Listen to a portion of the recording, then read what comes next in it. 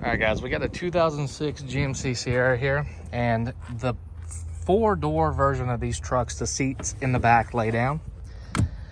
Whenever you fold the butt part of the seat down, there's a cable here and here that will pull the two little levers, one in there and one over there, and let this come down. On this one, it was stuck, so I had to just hit it with a screwdriver and it came right down. And then the same thing over there. So very simple, super easy to do. And there's actually quite a bit of room, but you do have the factory AC ducts right here. So putting the system back here is a little bit more challenging with that being there.